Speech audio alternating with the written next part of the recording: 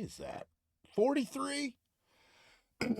Let us proceed then, said I, without any further digression, and pursue the plan we set out upon. Crassius, for he is the orator we're just speaking of, always came into the forum ready prepared for the combat. He was expected with impatience and heard with pleasure. He was wait a minute. Sorry, let me start that over. What is this? 43. Let us proceed then, said I, without any further digression, and pursue the plan we set out upon. Crassius, for he is the orator we were just speaking of, always came into the forum ready prepared for the combat. He was expected with impatience and heard with pleasure. When he first began his oration, which he always did in a very accurate style, he seemed worthy of the great expectations he had raised. He was very moderate in the movements of his body, had no remarkable variation of voice, never advanced from the ground he stood upon, and seldom stamped his foot. His language was forcible and sometimes warm and pathetic. He had many strokes of humor, which were always tempered with a becoming dignity, and, what is difficult to attain, he was at once very florid and very concise. In a close contest, he never met with his equal, and there was scarcely any kind of causes in which he had not signalized his abilities, so that he enrolled himself very early among the first orators of the time. He accused Caius Carbo, though a man of great eloquence when he was but a youth, and displayed his talents in such a manner that they were not only applauded but admired by everybody. He afterward defended the Virgin Lacinia when he was only 27 years of age, on which occasion he discovered an uncommon share of eloquence, as is evidence from those parts of his oration which he left behind him in writing. As he was then desirous to have the honor of settling the colony of Narbonne, as he afterward did, he thought it advisable to recommend himself by undertaking the management of some popular cause. His oration in support of the act which was proposed for that purpose is still extant, and discovers a great maturity of genius than might have been expected at the time of his life. He afterward pleaded many other causes, but his tribuneship was so remarkably silent that if he had not supped with Granius the beadle, wait, that if he had not supped with Granius the beadle when he enjoyed that office, a circumstance which had been twice mentioned by Lucilius, we should scarcely have known that a tribune of that name had existed. I believe so, replied Brutus, but I have heard as little of this tribuneship of Scarvolia, though I must naturally suppose that he was the colleague of Crassius.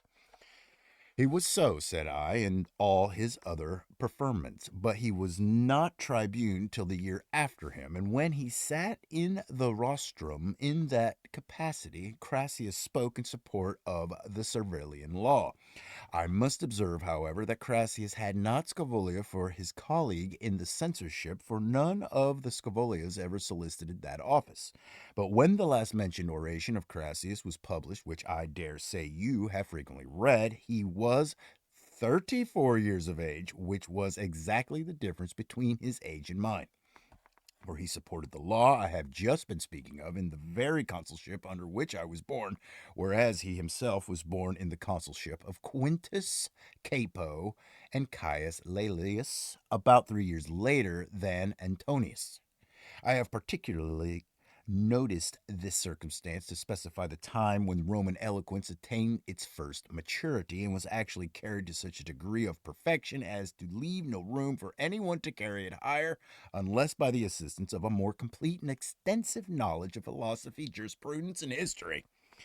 44. But does there, said Brutus, or will there ever exist a man who is furnished with all the united accomplishments you require? I really do not know, said I, but we have a speech made by Crassius in his consulship in praise of Quintus Capo, intermingled with a defense of his conduct, which, though a short one, if we consider it as an oration, is not so much as a panegyric, and another, which was his last, and which he spoke in the 48th year of his age at the time he was censor. In these, We have the genuine complexion of eloquence without any painting or disguise. But his periods, I mean those of Crassus, were generally short and concise, and he was fond of expressing himself in those miniature sentences or members which the Greeks call colons. As you have spoken so largely, said Brutus, in praise of the two last mentioned orators, I heartily wish that Antonius had left us some other specimen of his abilities than his trifling essay on the art of speaking, and Crassus more than he has. By so doing, they would have transmitted their fame to posterity, and to us a valuable system of eloquence. For as to the elegant language of Scavolio, we have sufficient proofs of it in the orations he has left behind him. For my part, said I, the oration I was speaking of on Capio's case has been a model which served to instruct me from my very childhood. It supports the dignity of the Senate, which was deeply interested in the debate, and excites the jealousy of the audience against the party of the judges and accusers whose powers it was necessary to expose in the most popular terms. Many parts of it are very strong and nervous. Many others very cool and composed, and some are distinguished by the asperity of their language, and not a few by their wit and pleasantry. But much more was said than was committed to writing, as is sufficiently evident from several heads of the oration, which are merely proposed without any enlargement or explanation. But the oration in his censorship against his colleague Caninius Domitis is not so much an oration as an analysis of the subject, or a general sketch of what he had said, with here and there a few ornamental touches by way of specimen, for no contest was ever conducted with greater spirit than this. Crassus, however, was eminently distinguished by the popular turn of his language, but that of Antonius was better adapted to judicial trials than to a public debate.